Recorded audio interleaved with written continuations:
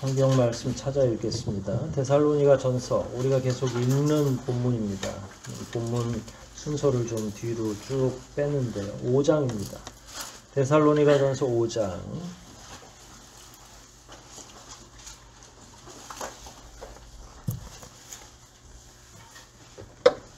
18절 말씀입니다. 한 구절입니다.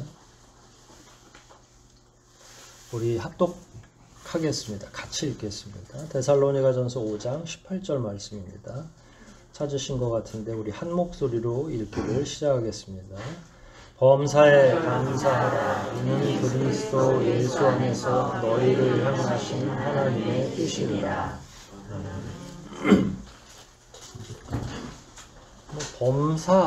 범사라고 하는 말은 일종의 모든 상황, 그러니까 우리는 이제 감사 그러면 작년에 부응했던 거, 올 한 해 동안 잘 된 거, 그래서 감사 제목 적어오라 그러면 건강하게 지켜주셔서 감사합니다. 사업 잘 되게 해주셔서 감사합니다. 승진되게 해서 감사합니다. 아이들 학교 잘 입학하게 해주셔서 감사합니다. 주로 다 이런 거죠. 근데 그거는 범사의 일부에 속하는 내용이죠. 그게 범사의 전부는 아니잖아요.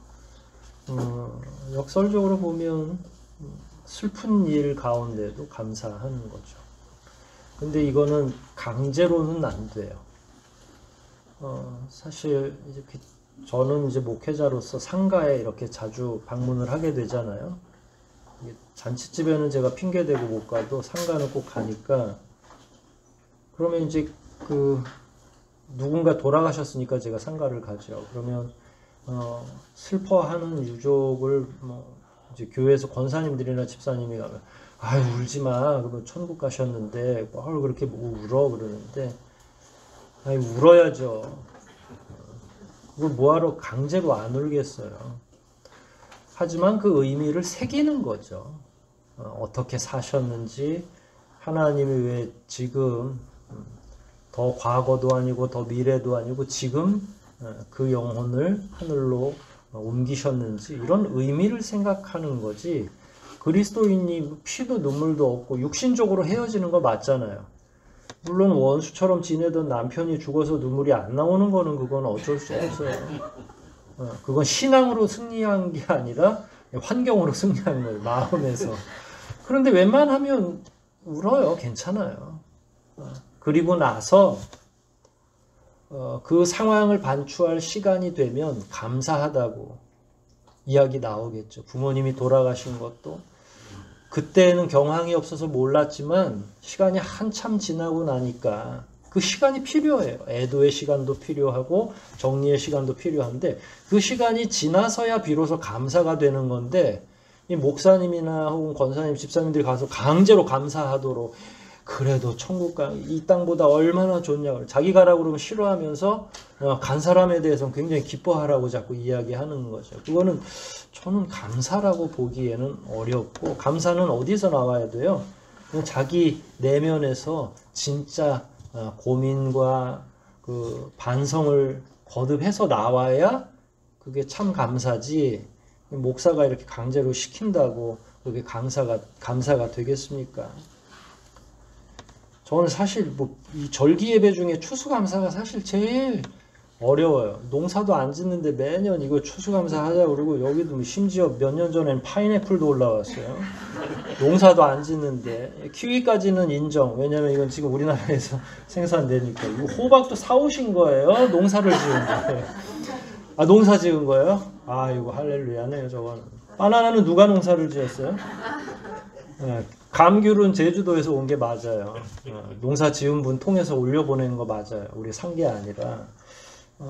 근데 이제 우리는 도시에서 저기 맛있는 저 포도도 우리가 지은 건 아니고, 그래서 도시인들에게 감사한다라고 하는 건 아까 그런 류, 남편이 승진하거나, 이거는 사실 추수는 또 아니죠. 감사는 되는데.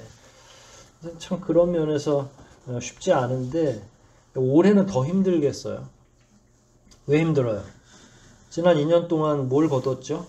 이렇게 손 보니까 거둔 게 별로 없어 보이는 거죠.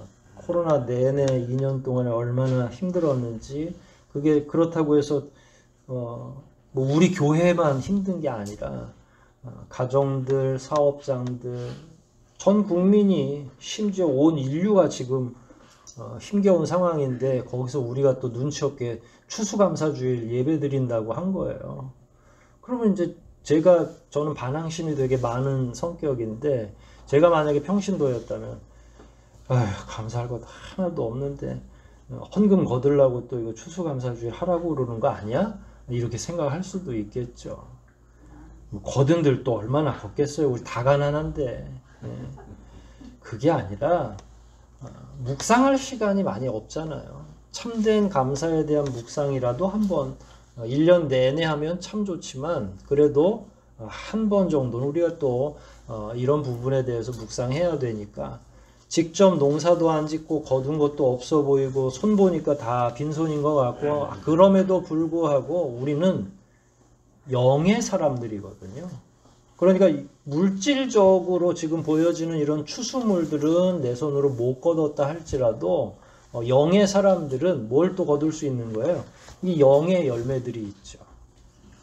그래서 갈라디아서에서도 성령의 열매를 이야기한 거예요. 그러니까 세상적인 열매를 거두는 것도 참 중요하지만, 오직 성령의 열매는 사랑, 희락, 화평, 인내와 자비와 양선, 온유와 충성과 절제, 9개나 거둘 수 있거든요. 1년 내내 여러분들이 만일 영적으로 그런 일에 집중하셨다면 분명히 여러분의 영은 열매를 거뒀을 거고, 열매를 거둔다는 건 성장을 하는 걸 의미하잖아요. 그런 것들을 반추할 수 있죠. 근데 우리는 이게 앞에 추수가 붙으니까 뭔가 이게 거두지 않은 게 마치 죄책감이 들기도 하고, 빈손으로 오는 게 게을렀던 것처럼 여겨지고 해서 혼란이 있는 거죠. 올해는 좀 그런 내용들이 좀 잘 정리가 됐으면 좋겠어요. 설교 들으시면서. 사실은 코로나를 2년 동안 겪으면서 조금 많이 어려웠죠. 제일 어려운 건 다음 주를 모른다는 거야. 초창기에는 매주마다 여러분들 가운데 부지런한 분들은, 목사님 대면 예배는 언제 드리나요? 그러다가 정말로 중간 정도 지나니까 여러분들이 포기하시더라고요.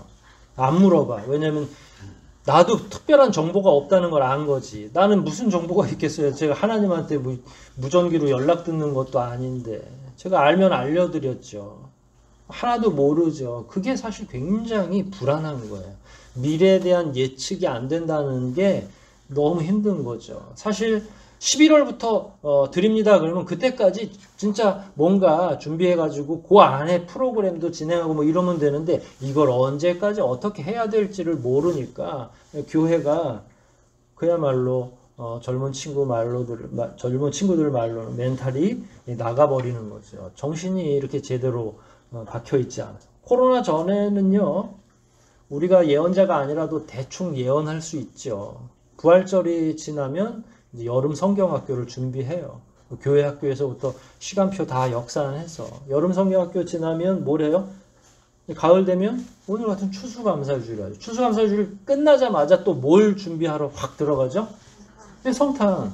그거는 우리가 예언자가 아니라도 충분히 가능했어요. 근데 작년, 재작년, 올해 뭐 이러면서는 준비한 게 맞아 떨어졌어요? 안 맞아 떨어졌어요? 뭘 준비해야 될지도 모르고 아무것도 할 수가 없는 거죠. 전 지금도 눈에 선합니다만, 성탄이 준비가 되면 그때도 이제 교사들이 볼멘 소리를 하긴 해요. 추수감사주일부터 성탄절까지가 너무 11월에 할 경우엔 더 그렇거든요. 짧으니까 목사님 요건 요렇게 했으면 좋겠고요. 너무 짧아요. 왜 그러냐면 그때는 영화 촬영까지 했거든요. 청소년들이.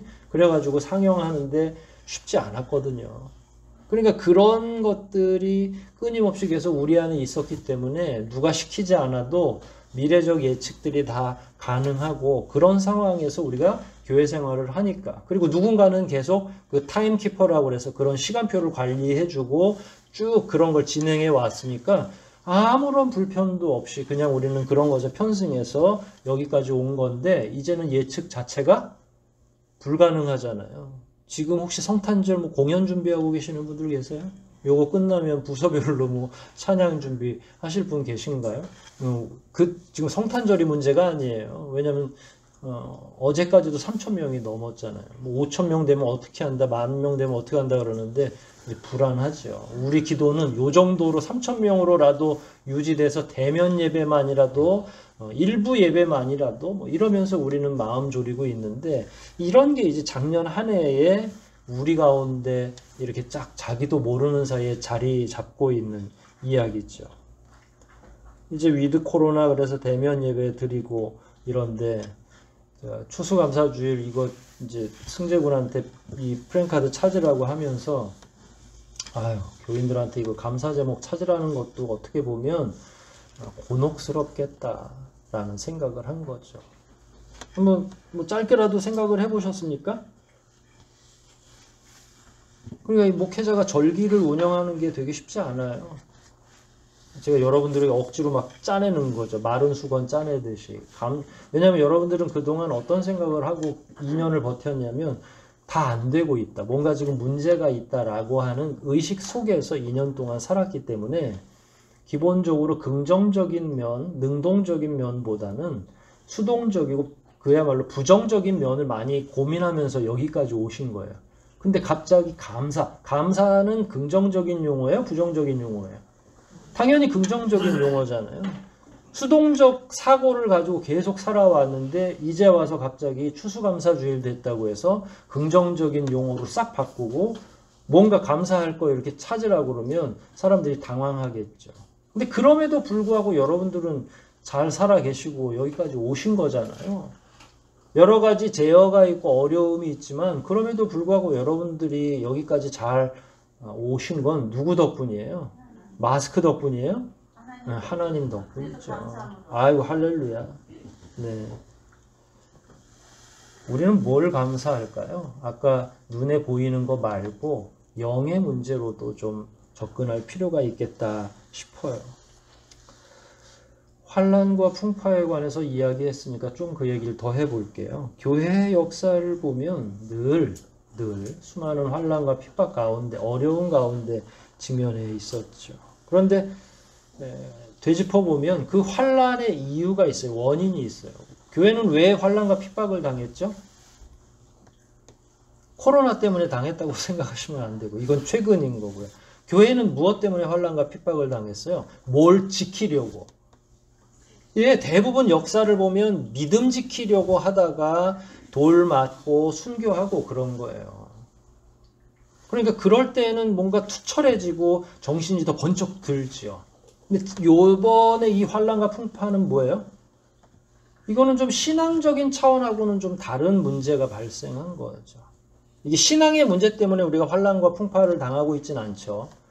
근데 어떤 목사님들은 이게 이제 하나님의 징계다부터 시작해서 이야기하는데 저는 그게 일부는 맞고 일부는 틀리다고 생각해요.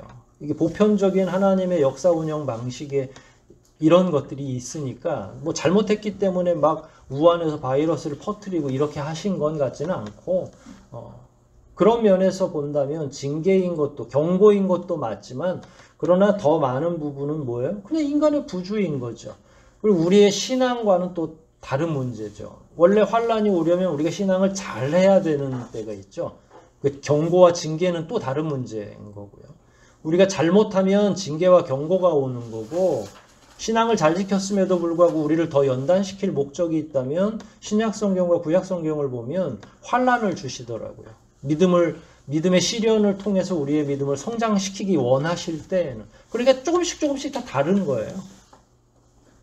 그랬을 때 지금의 현실은 누구 개인 한 사람의 문제가 됐거나 교회가 너무 나쁜 방향으로 흘러서 지금 하나님이 막 전 세계를 이렇게 하는 게 아니라 지금은 어려움이 온 인류를 대상으로 하고 있잖아요. 그러면 이런 상황에서 교회만 살겠다고 하면 안 되죠. 그래서 저는 그 교회들이 대면 예배하게 해달라고 데모할 때 데모 안 했어요. 지금은 교회도 중요하지만 온 인류가 같이 고통을 당하고 있는데 거기서 교회 대면 예배 하겠다고 그건 오히려 역행하는 거죠. 교회는 오히려 그런 방역의 최전선에 나가서 조심하도록 하고 사회를 더 안전한 곳으로 이끌 어른으로서의 역할을 해야 되는데 자꾸 어린이의 역할을 하는 거예요. 가서 징징대는 것처럼 보여지는 거죠. 물론 제가 그동안 유지됐던 대한민국, 한국의 주일 성수 신앙을 무시하거나 그걸 거절하는 게 아닙니다. 그건 너무 중요하죠. 저라고 쉽지 않았겠어요? 그러니 그런 것들을 생각할 때는 그럼 뭐가 더 중요한지를 고민하기 시작해야 되는데 그런 훈련이 하나도 안 돼 있으니까 일단 교회부터 다녀야 되겠다는 거예요. 거기에 대한 훈련, 예비적인 고민과 철학이 없으니까. 이제 지금으로부터라도 저희는 그런 부분과 관련해서 고민을 해야만 되겠죠. 이런 상황에서 도대체 뭘 할 수 있을까라는 거예요. 고민하셨었을 거예요. 지금은 조금 이제 여유가 생겨서 게으름에 편승하기도 하고 이 생활이 좋은 것도 아니고 나쁜 것도 아니고 불평불만이 처음엔 되게 많았다가 감수성이 되게 예민해졌죠. 예배 못 드리는 것 때문에 엄청나게 신경이 많이 쓰였는데 지금은 어때요? 뭐 또 테레비를 통해서나 혹은 핸드폰을 통해서 드리는 것도 뭐 썩 나쁘지는 않고요. 뭐 누워서 드리기도 하고 엎드려서 드리기도 하고 그동안 우리가 2년 정도 그렇게 해온 거예요. 기독교인은 어떻게 살아야 되는지에 대한 고민을 계속 해오셨다면 저는 여러분들이 굉장히 이 시간 많은 열매를 거둔 거라고 생각을 해요. 하지만 만일 그렇지 않았다면 우리는 정말로 2년 동안 거둔 게 없는 사람들이 된 거죠. 물질적으로나 영적으로 따져봤을 때 말입니다. 코로나가 최초에 2년 전에 발생했을 때 다 모든 집단들이 다 그 곤란을 겪었지만 저는 교회도 엄청나게 충격을 많이 받은 거죠. 대형 교회 아니면 저희같이 이렇게 중소 작은 교회들은 영상으로 예배 드리는 것조차도 쉽지 않았어요. 저는 목회자니까 따박따박 한다고 그러지만 그거 2년 가까이 승재 형제가 혼자서 다 저랑 같이 촬영하고 편집하고 한 거예요. 이걸 쉽다고 얘기할 수가 없잖아요. 월급도 안 주고 그냥 열정페이로 한 거죠. 열정도 없는데 막 열정페이를 한 거예요. 본인은 이제 사명감이 있죠. 근데 이거를 막 10,000명씩 보고 10만 명씩 봐서 누적이 100만 명쯤 되면 저분이 실버도 받고 막 이래서 돈도 벌 수 있을 텐데 광고 이게 뭐 50명? 이 정도는 이제 죽을 때까지 안 되는 거죠. 그러니까 이게 작은 교회는 감당이 안 되는 거예요. 그래서 우리는 딱 한 번 예배 드리는 걸로 만족하는 거죠. 참, 그래도 우리 교우들은 착한 거죠. 그거에 대해서 그렇게 큰 불만한다고 해서 또 제가 할 사람도 아니고 하니까 뭐 이제 포기하셨을 수도 있는데 그러면서 우리의 게으름과 나태함이 굳어질 수도 있겠다 싶은 거죠. 우리가 영상 촬영도 못하고 하기 때문에 그런 상황에서 무력한 건 아니에요. 제가 제일 고민했던 건 딱 터지자마자 청년들이 제일 고민이었어요. 이 친구들은 가뜩이나 나오기 싫어하는 친구들도 몇몇 있었고 주일날 정말로 멱살 잡고 나와야 10시에 오는 친구들이 네. 맨 앞에 앉아있네. 그런 친구들도 있어요. 저는 민이라고 이야기하지 않지만 아침잠에서 깨어날 수가 없어요. 근데 이제 영상으로 드리면 어때요? 좀 편하긴 하죠. 근데 그러면서 염려가 된 거죠. 이 친구들 예배 드리나? 그래서 초창기에 제가 제일 몰두했던 게 이 영상 조회수에 무슨 매달 따려고 한 게 아니라 드리고 있는가?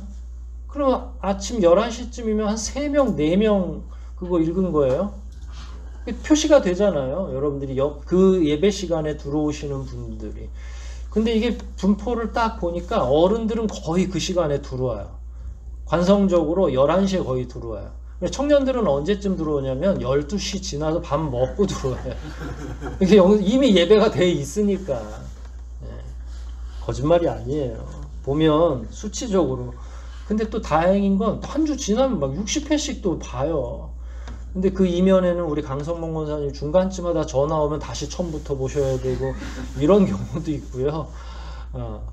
참 웃지 못할 일들이 많이 있죠. 제 가장 고민은 믿음이 약한 사람들은 어떻게 할까? 이게 일주일에 영상 한 번으로 가능할까? 그렇다고 영상 2번, 3번 하는 건 저로서는 거의 불가능한 이 상황이에요. 사실 눈에 보일 때는 별 문제의식을 못 느꼈어요. 왜냐면 제 앞에 앉혀놓으면 되는 거니까, 목회자 입장에서.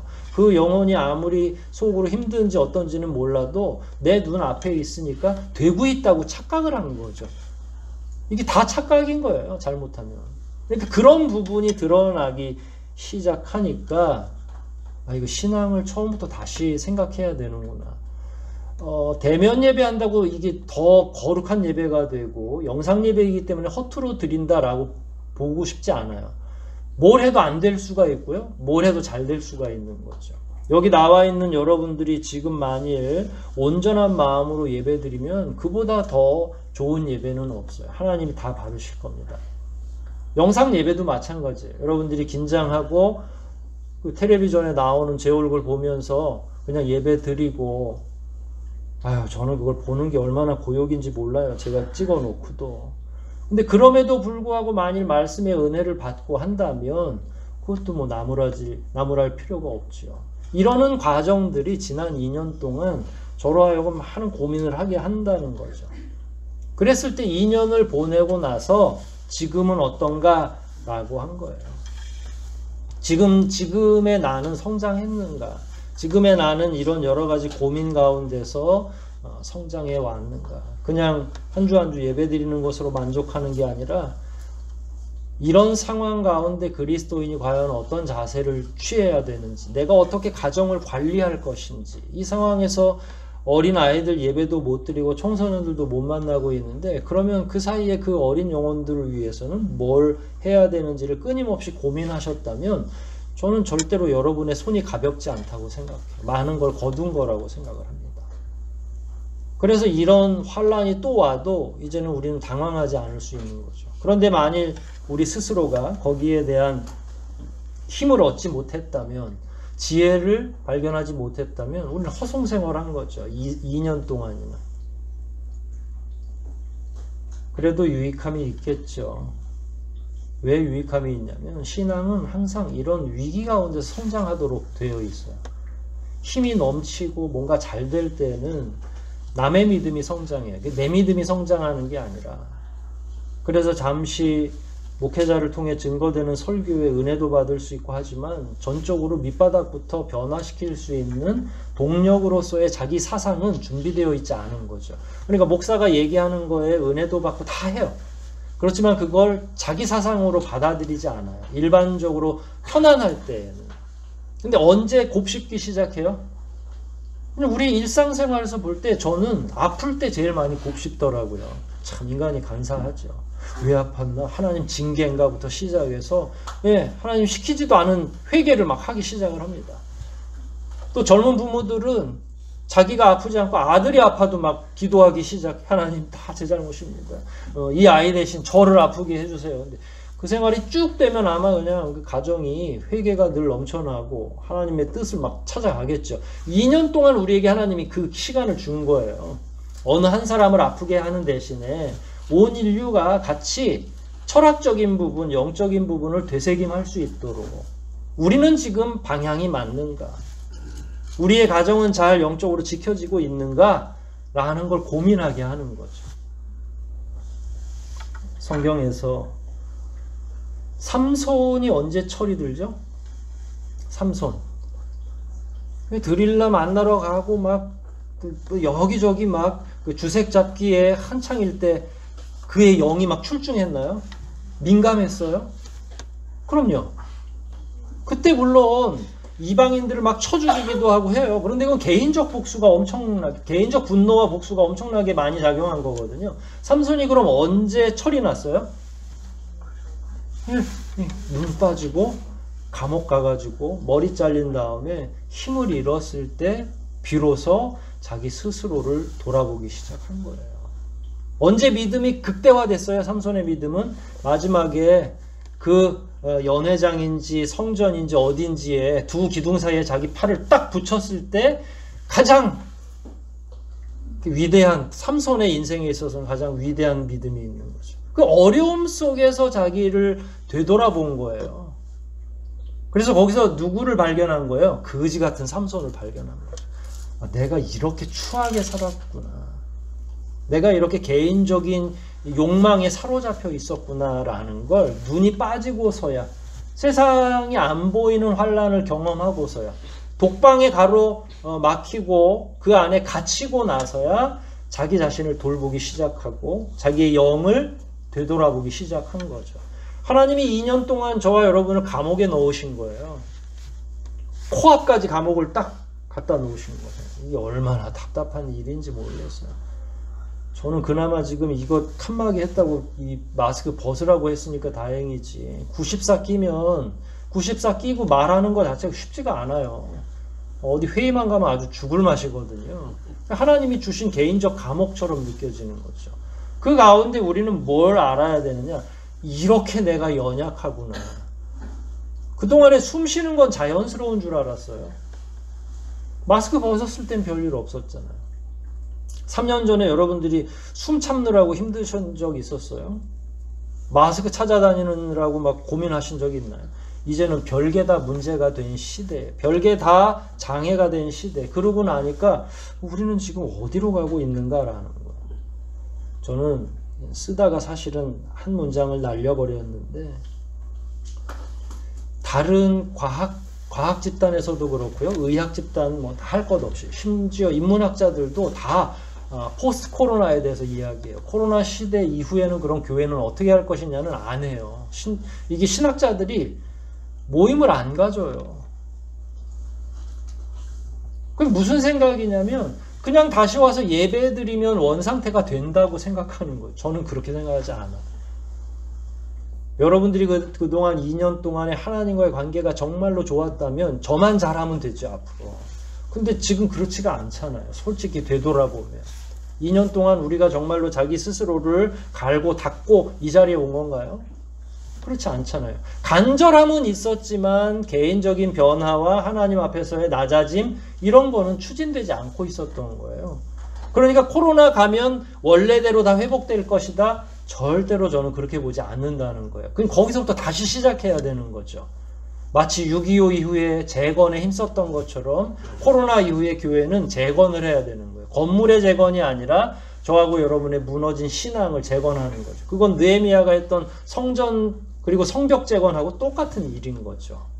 근데 교회에서는 신학자들이나 원래 이게 그분들 몫인데 아무도 저는 그런 심포지엄을 하는 데를 찾아보질 못했어요. 제가 관심이 없어서가 아니라.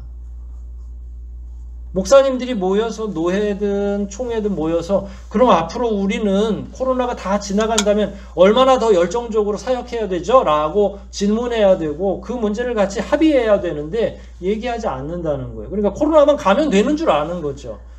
모르겠어요. 정말로 가면 다 원래대로 될 건지. 물론 행사는 원래대로 진행되겠죠. 그럼 뭐 부활절도 부담 없이 진행하면 돼. 마스크 벗고 하고 뭐 수련회도 갈 수 있고. 근데 그게 정말로 원상태인 거예요. 엄청난 퇴보를 한 거죠.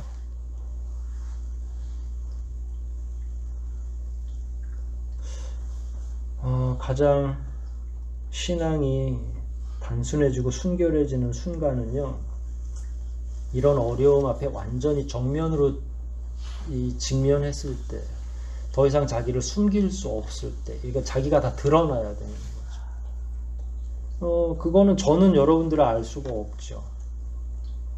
여러분들 다 잘하고 있는 걸로 일단 저는 믿고 있을게요. 하지만 여러분은 하나님 앞에서 여러분의 싸움을 싸우셔야 되겠죠. 코로나는 우리의 연약함을 아는 가장 소중한 감옥과 같은 거였어요. 여러분들은 가만히 혼자서도 예배가 잘 되던가요? 갈등 하나도 없이 잘 되던가요? 그럴 수 있습니다. 저는 그걸 전혀 부정하지 않아요. 우리 교우들 가운데 그런 정도의 신실함이 있으신 분들이, 권사님들, 집사님들 가운데 많이 계시죠. 뭐 청년들 가운데도 마찬가지라고 봅니다. 하지만 대부분은 어때요? 그렇지 않을 것이다. 하나님께 직면해서야만 이 답이 나온다는 거예요. 그리고 그 기회를 주신 거라고 저는 생각을 하는 거고. 저는 코로나를 지내면서 우리가 평소에 드렸던 예배들이 너무 수동적이었구나. 그러니까 그냥 초대된 공간에 와서 앉기만 하면 되는 거예요. 강제하지면, 이제는 근데 영상으로 예배 드리다 보니까 강제하지 않으면 아무도 정확하게 하지 않죠. 그래서 아까 누워서 예배드리고 시간 다 돼서 아무튼 주일 안에 한번 드리면 되니까 이미 인터넷에 올라와 있기도 하고 그러니까 뭐 밤 11시쯤까지 막 미룰 때까지 미루는 친구도 있을 거라고요. 누군지는 나는 모르죠. 그러니까 그게 이제 누구라고 딱 이야기할 필요도 없이 다 우리의 모습이었다는 거예요. 미룰 수 있으면 최대한까지 미루는 거. 마치 방학 숙제처럼. 그리고 또 뭐 주일날 못 들으면 어때? 다른 급한 일이 있어서 못 들으면 어때? 그 영상은 언제까지 남아있어요? 내일까지 또 남아있으니까. 아니면 제가 보복 조치를 하려고 한 번은 11시에만 딱 하고 다 지울까? 이런 생각도 했어요. 왜냐면 그 시간에 깨우고 싶어서. 근데 그래가지고는 우리의 믿음이 해결되는 건 아니잖아요. 그건 역시도 수동이잖아요. 능동적으로 내가 그 앞에 나와야지. 아무도 안 시켜도 적어도 11시에 랜선으로는 우리가 같이 모여야지 하는 마음, 소박한 마음으로 모일 때 하나님이 그 영혼에 귀함을 주시는 거, 은혜를 주시는 것 아니겠어요? 그런데 이건 어거지로 어쩔 수 없이 그냥 오늘 안에 드리기만 하지 않은 그런 자세로 만일 일관해 왔다면 지난 2년 동안의 시간은 저하고 여러분에게 별로 유익한 시간이 없는 거죠. 그래서 되돌아왔을 때 아무것도 없는 거예요. 좀 더 눕자, 좀 더 자자가 지난 2년 동안의 우리의 표어였을지도 모르죠. 왜냐하면 한없이 편해질 수 있는 시스템을 발견한 거기 때문에.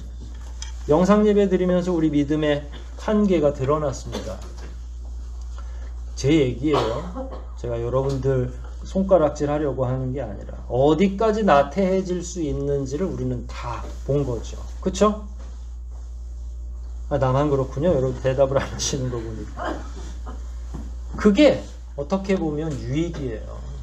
나를 알아야 하나님께 이제 리바운드 해가지고 그러니까 다시 치고 올라가서 하나님께 가까이 갈 수 있으니까. 그런데 자기의 한계를 모르면 어때요?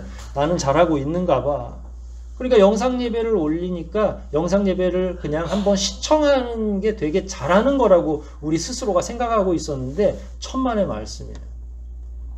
그건 애들이 뽀로로 보는 거하고 아주 똑같죠. 그게 공부에 유익한 것도 아니고 그냥 웃고 즐기고 재미있으면 되는 거잖아요. 그걸 우리는 일명 시간 때우기라고 그러거든요.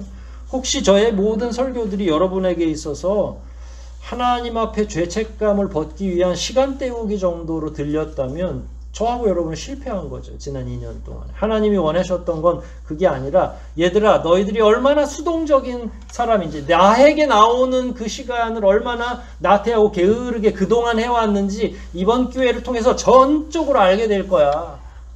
얼마나 엎드리기를 좋아하는 인간인들인지 너네가 알 거야. 그걸 알았으면 정말로 하나님의 귀한 은혜를 체험한 거라는 거예요. 늦지 않았습니다. 아십시오. 우리가 얼마나 하나님 앞에 나오기 어려워하는 존재들인지. 또 하나는 함께 대면하는 것의 그 중요성을 몰랐어요. 오늘도 오니까 뭐 다 와 있구나 그러고 누구는 안 왔지 뭐 요 정도의 관심으로. 그런데 저도 그렇지만 여러분들 가운데도 다 이거는 저는 공통이라고 생각해요. 아휴 같이 예배드리는 게 왜 그렇게 추억에 많이 남는지. 우리가 작년 그 2년에 3년 전에 여름 수련회를 같이 갔잖아요. 그리고 원래 19년, 20년에 같이 이렇게 또 갈 준비를 또 하고 있었거든요. 왜냐면 그때 다들 피곤하기도 하고 여름 부족함도 있지만 같이 가서 그늘 아래서 같이 수박도 쪼개 먹고 성경 말씀도 듣고 게임도 막 조별로 하고 하는 게 우리 굉장히 신선한 공동체 경험이었기 때문에. 그런데 그런 경험들을 더 이상 할 수 없다는 거. 심지어 주일 예배도 같이 못 드린다는 거에 대해서 그 전에는 몰랐는데 못하게 하니까 이제 중요성이 깨닫는 거죠. 편할 때는 잘 되고 있을 때는 그 중요성을 모르다가 중단되고 나니까 다들 대면 예배를 기대하고 간절히 기다렸죠. 이스라엘 백성들이 포로기 이전에 포로로 여기저기 잡혀가기 이전까지는 성전 예배도 거의 망가졌고 절기도 망가졌어요. 그러니까 신실한 하나님을 믿겠다고 하는 유대인들이 별로 없었던 거죠.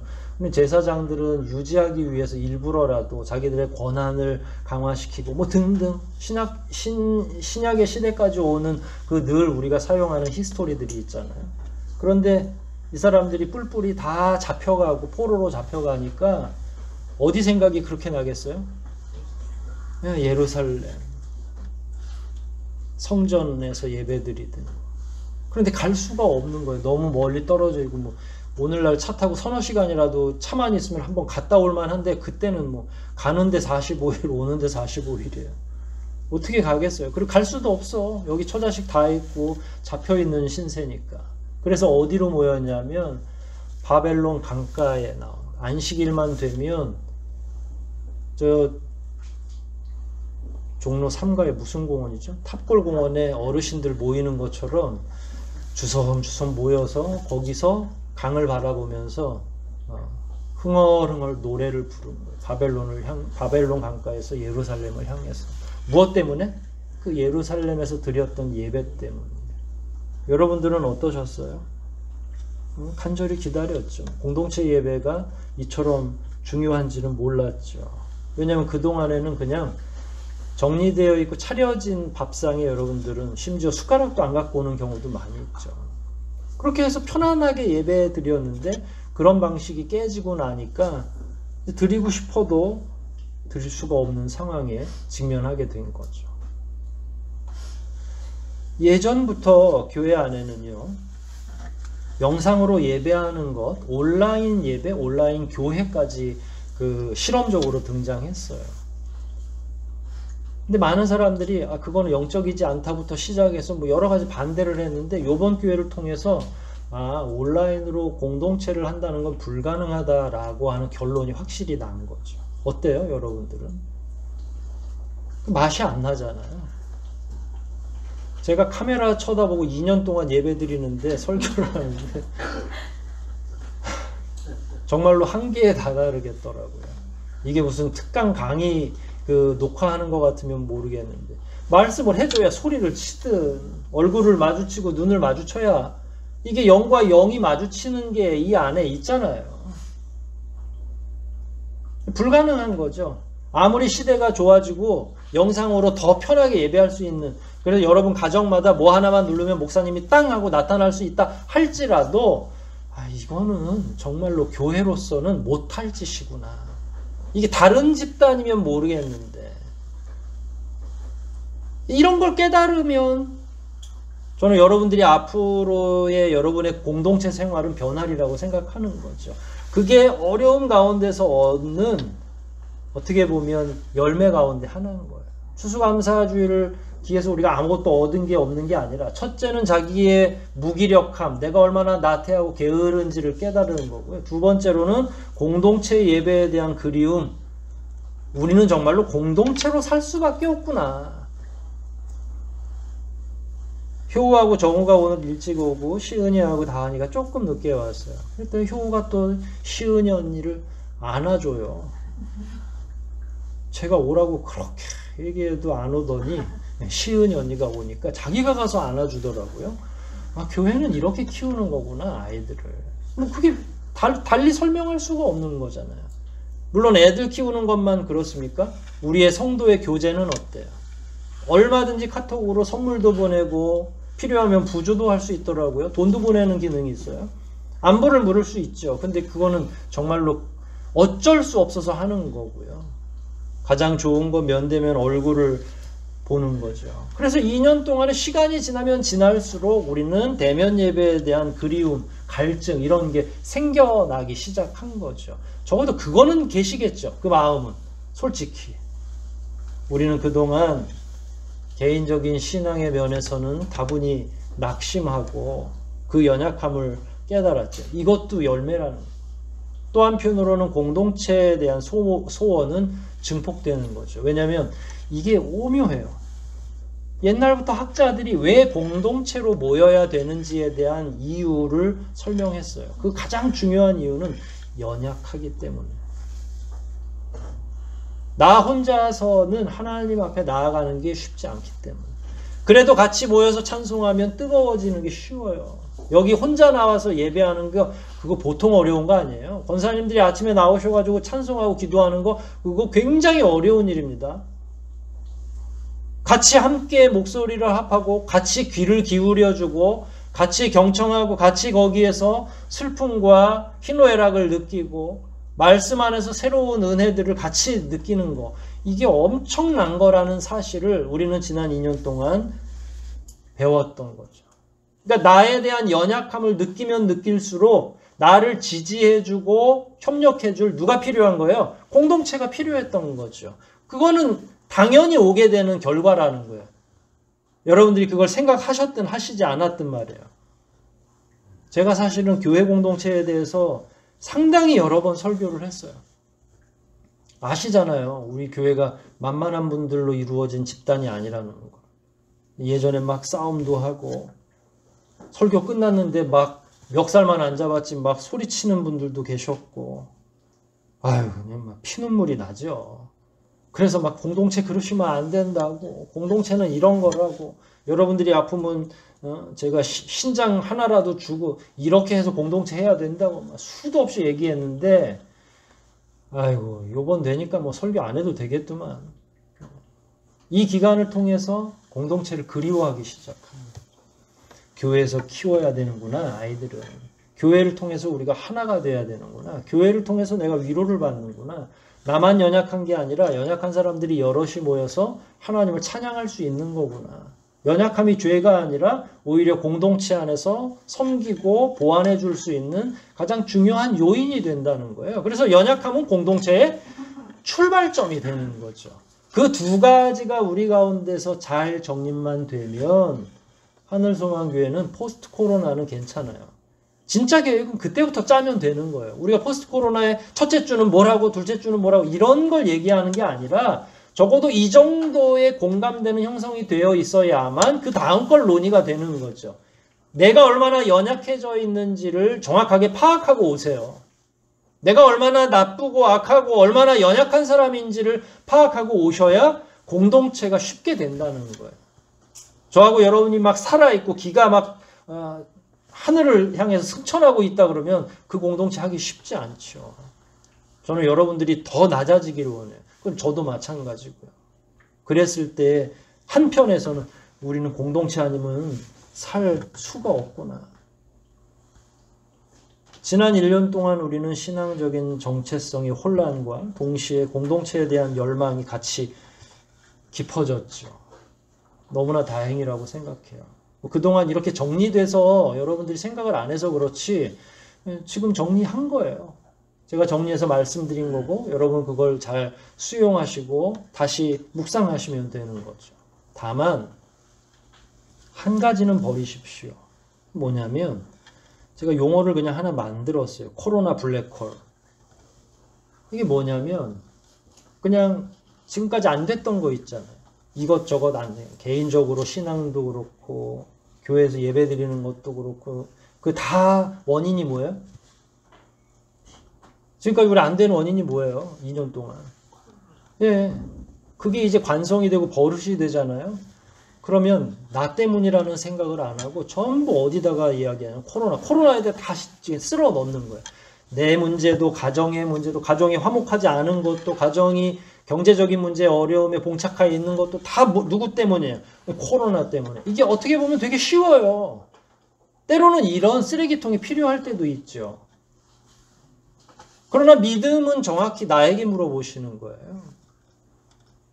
코로나 때문에 잘못됐어? 그런데 믿음은 그게 아닌 것 같은데 너는 코로나를 즐기고 있는 것 같아 라고 하나님이 우리에게 얘기하실 수도 있죠. 가뜩이나 주일날 아침 9시부터 막 서둘러서 아이들 가르치고 하는 것도 어렵고 11시 예배도 끌려 나가고 하는데 영상으로 드려지니까 얼마나 좋아요. 그럴 수도 있잖아요. 그래서는 안 된다는 거죠. 코로나는 그냥 질병이고요. 우리를 핑계대기 위해 우리가 가지고 있는 약점을 핑계대기 위해서 생겨난 게 아닙니다. 모든 것의 원인이나 모든 현재의 문제점을 코로나로 핑계대서는 안 되죠. 우리 개인과 개인의 사업장과 가정의 문제 이런 모든 불만족스러운 상황 그 현실을 코로나에다가 쓸어 넣을 수는 없죠. 저는 그냥 여러분은 여러분의 마음을 아시잖아요. 여러분이 어느 부분의 약점인지를 그냥 정직하시기를 바라요. 게으름은 내 몫이지 코로나의 몫이 아니었다는 거죠. 그걸 그냥 인정하자는 거예요. 그게 왜 코로나 몫이에요? 선천적으로 게으른 내 몫인 거죠. 만약에 그렇게 됐을 경우 우리는 발전할 수 없고 하나님이 우리에게 이런 기회를 통해 깨닫게 하시려고 하는 핵심적인 내용들을 깨닫지 못하고 지나가는 거죠. 그러면 교회는 비전이 없습니다. 나의 무능력은 어디서 온 거예요? 나에게서 온 거죠. 코로나 때문에 온 거예요.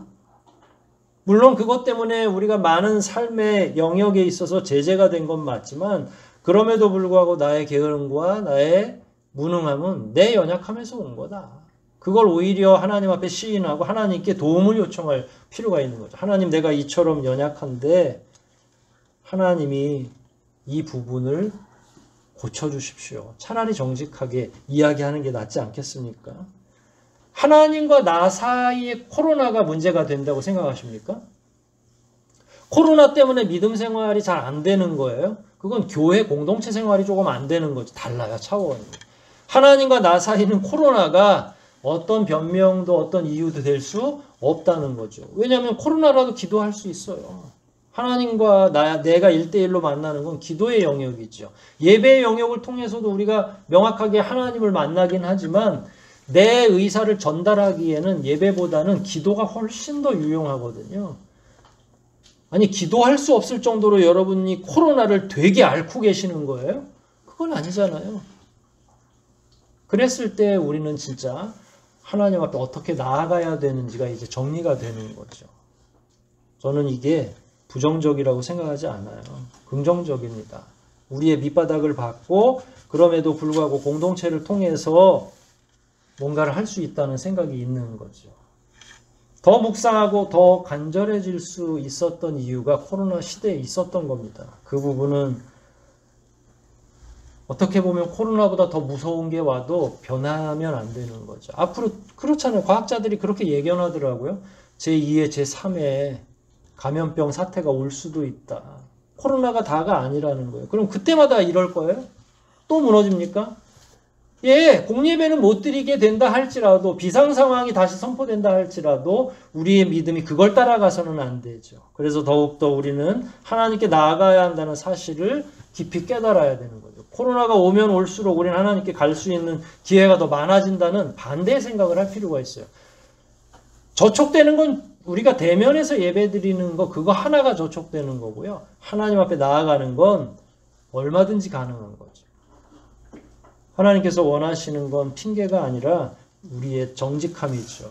그럴 때 우리가 우리의 연약함을 알 수 있도록 더 많이 알게 해달라고 기도하는 건 의당 우리가 해야 될 바가 아니에요. 그러면서도 이 공동체가 이런 문제로 훼손되지 않도록 기도해 주셔야죠.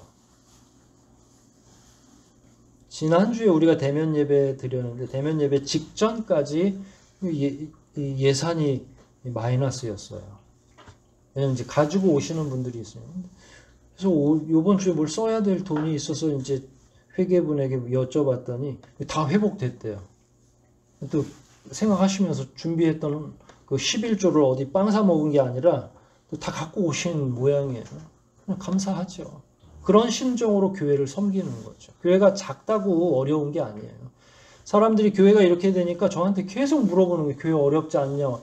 아니요, 저 사례비도 잘 받고 있어요. 어렵지 않아요. 우리 교우들이 자기들이 먼저 11조도 하고 어려운지 다 물어보더라고요. 괜찮아요.